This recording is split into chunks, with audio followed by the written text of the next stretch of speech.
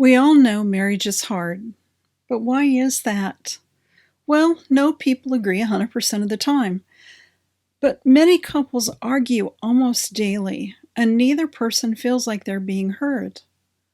Other couples avoid conflict and lose connection in the process. So, where do you begin when it seems like you can't win?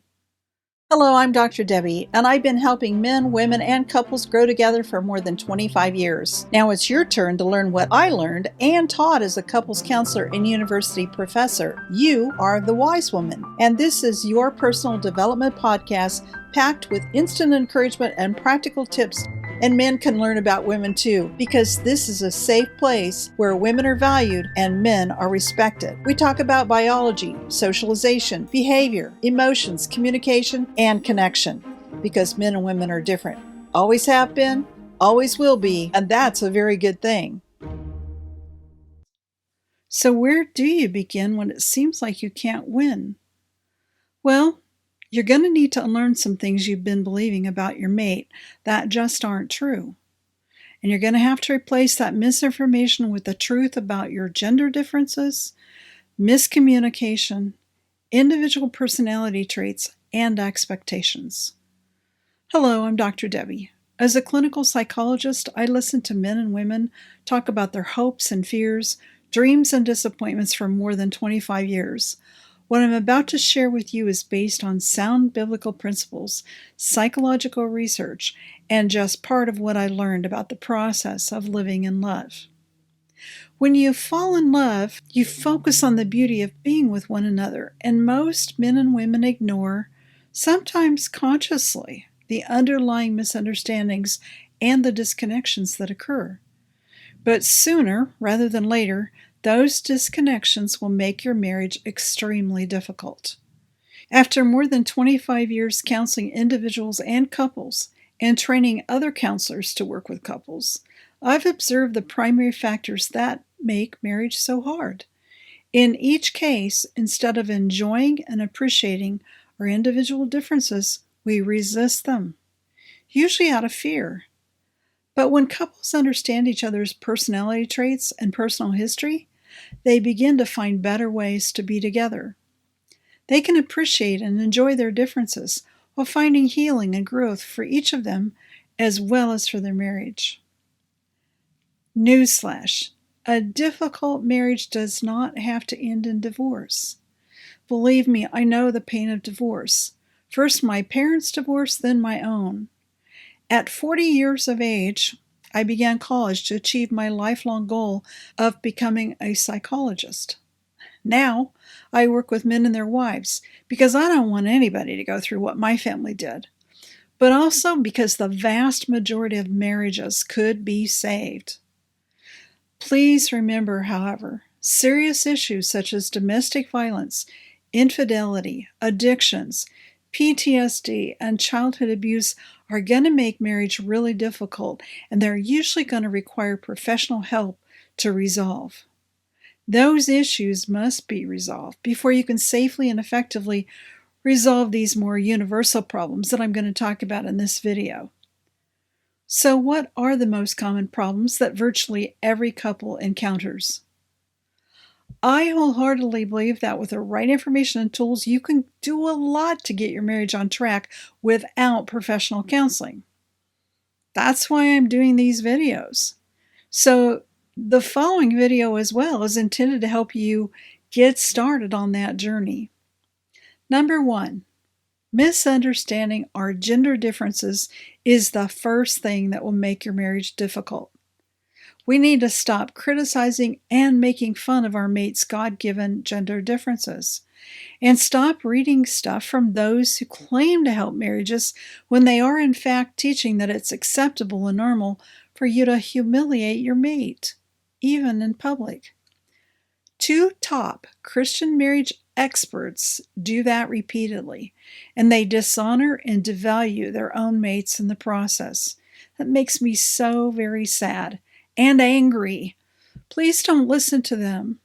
No, wives are not crazy, and husbands aren't stupid. But men and women are different, always have been, always will be, and we prefer it that way. But our differences go far beyond how physically strong we are or the way we dress. We're different at the DNA level. No amount of social, physical, or personality adaptations can change that fact. Women have two X chromosomes, men have only one. I often think of that missing leg of the XX has one more leg than XY, as if it were Adam's rib, in the beginning. What Adam gained in the beautiful mate God designed for him more than made up for what he lost in the process of her creation. 1 Corinthians 11:9 says, "The man was not created because the woman needed him. The woman was created because the man needed her." Yes, from the beginning, man is the one who lacked something. In the second chapter of Genesis, the story gets really good. I love the way the Lord shows us more detail about just how he created Adam. He tells us man is formed from the dust of the ground and that God himself breathes into Adam the breath of life. Then he sets the man down smack in the middle of Eden with enjoyable and fruitful work to do. Adam is now the resident gardener with amazing freedom. He can eat anything he wants, except for the fruit of the tree of the knowledge of good and evil. That sounds easy enough, yes? I'm sure Adam thought so too. Now we get to the really good part. Well, actually, it's the not so good part. That is, what is not so good at that point compared to everything else which is good, is that Adam is alone. He needs his own someone. So God does surgery. Well, Adam's asleep, of course. The Lord removes a rib to create his someone just for him. Can you imagine Adam's excitement when he wakes up? A totally cool setup just for him. He already has the whole world at his fingertips. Lots of food, freedom to putter around in a lavish garden. Then God gives him a wife, too. She's the perfect addition to make his life the paradise God wanted him to enjoy. Adam has everything going for him. The garden is pure pleasure for all his senses: sight, sound, fragrance, taste, touch. Nevertheless, the Lord thinks of one more thing he wants for Adam. God sees Adam's need and gives him the perfect partner. His bride is there to rescue him from being alone. Now he has a companion, someone like him, only different, very different, someone with whom he can enjoy the pleasures of God's creation.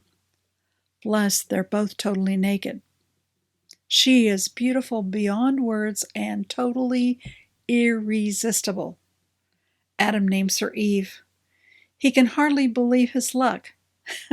No competition anywhere, complete freedom, and no 2-hour commute to work 5 days a week. Plus endless rapture with his sweet companion, sex with her whenever he's in the mood, which I'm guessing is pretty much all the time. And Eve's only desire is to be beside her dearest husband, to give herself completely to him, and to bask in his love. She experiences his desire for her as pure joy and bliss. No meals to cook, no dishes to wash, no house to clean, no kids to pick up after, and no dirty laundry. Only a totally hot husband who adores her. Lucky girl. Learning to look at gender differences in this way, what seemed difficult in your marriage, at least on the surface, turns into your delight, just as it was when the two of you first met, only better. Number 2, marriage is often hard because you speak different languages.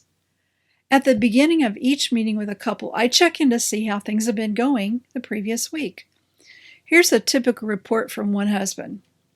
Well, we were sitting in Starbucks having this great conversation, enjoying the morning. Then all of a sudden, she glazed over and refused to talk. I don't get it. I couldn't figure out what happened, and she refused to tell me. Or a wife reports something like this. I was talking about what we were learning in our last session, and he suddenly got angry. He made a sarcastic comment, and then he wouldn't talk anymore. I thought we were making progress. What happened? Well, like the folks at the Tower of Babel, everything just seemed to be going well. Then all of a sudden, they lost their ability to communicate. They didn't realize it, but they were actually speaking different languages, although it still sounded a lot like English to both of them. So, why does that kind of miscommunication happen so often between men and women? Well, by now we all know that a man is more sensitive than a woman, and he's vulnerable to different things than she is. So, most of the time, a woman has absolutely no clue that she might be saying or doing anything that could be even remotely related to attack, blame, or criticism. That's where we need to understand the power of our language, and the words often hold very different meanings for a man than they do for a woman. For example, I was counseling an engaged couple who had hit a roadblock on their way to the altar. As they struggled to understand one another, the woman looked at her fiancé and said, "I hate that I'm causing you so many problems. Maybe you'd be better off without me. Maybe it'd be better if I just walked away." Now, you can understand her statement, right? She sounds like she's willing to sacrifice her happiness for his. But that's not what he heard at all. What he actually heard was, "You better get your act together, bud, or I'm out of here." He was deeply wounded by her statement and didn't want to show it, so he stiffened his upper lip and shut her out to protect himself. When I translated how he heard her statement, she looked at both of us in disbelief. Then he confirmed my translation from female expressive language into male receptive language. What she'd said was not what he'd heard. His sensitivity to rejection, to not being good enough, to his failure to please her, had colored the meaning of her words. He was listening through the filter of his emotions, through his vulnerability, and intense fear of being found inadequate. We misinterpret one another's body language, too. Dr. Deborah Tannen is an expert in the field of interpersonal communication.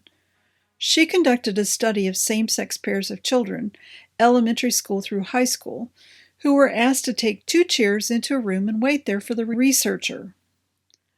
I used to show video clips of this study in my class at Azusa Pacific University. It was amazing to watch. The female pairs were consistently engaged in face-to-face conversation as they were waiting for the experimenter. Conversely, the boys placed their chairs in a side-by-side configuration, rarely saying more than a few words to one another and avoiding eye contact. So just how do you think this tendency might play out in conversations between men and women? Well, for a man, the face-to-face approach may make him feel like he's being challenged, especially if his woman is upset. Instinctively, he prepares to defend himself, and as every football fan knows, the best defense is a good offense, which tends to be not so good for her. Tip: one of the best ways to get a man of any age to talk to you is simply to engage in a joint activity that puts you side by side. Then let your conversation flow naturally, and before you know it, he'll be talking about more serious stuff. So find an enjoyable activity, or semi-enjoyable activity like washing dishes, that he would like you to do together that puts you side by side. Don't pressure him to start talking, just listen and see what happens. Please note that for women, the side-by-side approach may feel like a man isn't that interested in her, or that he simply doesn't give a rip about whatever she's saying. If she feels like she's being ignored, she'll hit harder with her words, trying to get him to respond to her, which makes marriage more difficult than it needs to be. Number 3, couples who don't appreciate their mate's unique personality will have a harder time with marriage. Which of these statements do you think is true? Opposites attract, or birds of a feather flock together? I have a theory about that. Working with all ages throughout the years, I've noticed that younger couples tend to pick someone with an opposite personality type. Older couples, however, tend to be drawn to someone who is more like themselves. At least that's what I've noticed, both in my clinical practice as well as in my social interactions. What about you? What have you noticed? Is your partner more like you or your opposite personality-wise? I've often used a questionnaire to give couples a snapshot of their relationship when we begin working together. Among the characteristics measured are personality traits, which are those aspects of a person's personality that remain relatively stable over time. For example, an extrovert is not likely to turn into someone who prefers being alone all the time. And someone who favors stability and avoids change probably won't suddenly decide they want to just go with the flow. So if these traits are stable, we need to find ways to appreciate and maximize the benefit of each trait. Trying to change another person does not work. It'll just make them angry and more determined that theirs is the correct way of being. Fourth and finally, we need to deepen our expectations. Your family, friends, pastor, and premarital counselor will tell you that your marriage is not going to be romantic. That romance is going to disappear. That's a given. You might as well accept it. So we start to expect that. Then something goes a little sideways and we automatically think, the honeymoon's over. We set up expectations that are so incredibly low. It's no wonder we fail. We're going to work towards what we believe is possible. And if we've been told it's impossible from the beginning, either from watching our parents or from people who are trying to give us advice, it won't work. The answer to that is to realize that marriage is actually meant to grow and deepen over time. I mean, think about it. You marry your best friend. He's sexy and cute. He's funny and brilliant. Why not focus on enjoying all those good things about him? Then, when you look at what it is about him that you don't get, you want to understand that part of him better. Now you're on a lifelong journey, a treasure hunt to find the good in this guy. Yes, I've met guys that have been wounded, that have put up such strong defenses that they're actually mean and cruel. But honestly, most of the guys, I'd say anywhere from 75 to 95% of men, are really good guys. But men don't understand any more about women than women understand about men. Men have been told that there's no way you can understand a woman. Women are beyond a man's ability to comprehend, so they just shake their heads and give up. But as women, you know that's not true. We're really simple and straightforward. We just use a different language than the guy does. When I was teaching at Azusa Pacific University, I would tell my undergrad students, don't marry someone that you like where they are now, the person who seems to fit you perfectly. Instead, marry someone that you want to spend the rest of your life getting to know, because it's going to take that long. It's a great adventure, and there's so much good inside a spouse. It's your job to find that treasure. At one point, I was asked to assist a student with her research. She wanted to expose Hollywood's unrealistic high expectations for romance. I disagreed with her premise. She held to her bias and moved on. I believe that romantic movies illustrate our dream of loving and being loved. But most importantly, those expectations we have are far from being too high. Our expectations for marriage are too shallow. I wholeheartedly agree with this statement by Pastor Jimmy Evans. God didn't create marriage to frustrate us, test us, or to make us feel unworthy or inadequate. He created marriage to be the most fulfilling and sacred of all human covenants. It was designed to be passionate and rewarding, and to meet our deepest needs and desires, and it was meant to last a lifetime. I couldn't have said that better myself, Pastor Jimmy. So, what can one person do when a marriage is difficult? Remember again, serious issues such as domestic violence, infidelity, addictions, PTSD, and childhood abuse will make marriage really difficult and usually require professional help to resolve. You will need to resolve those issues before you can safely and effectively resolve the more universal problems that I've been talking about today. You can seek professional help with or without your spouse. Working on healing and growing yourself is the best approach either way. But if your marriage is best described by one of these more common and universal challenges I've talked about today, learn all you can about how the opposite sex operates. Then experiment by applying the suggestions provided and evaluate your own outcome. Remember, you'll have to be consistent. Otherwise, it's going to feel like manipulation.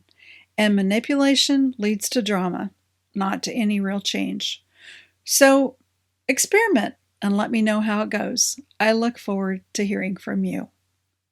Thank you for listening to this episode of A Wise Woman's Guide to Men and Marriage. What did you think? Did the information raise more questions? Do you want to learn more? Head over to wisewomansguide.com for show notes and links to the resources mentioned in this episode. And if you're looking for other wise women to bounce around ideas and ask questions, be sure to join my exclusive community for women on Facebook. The link is waiting for you at awisewomansguide.com.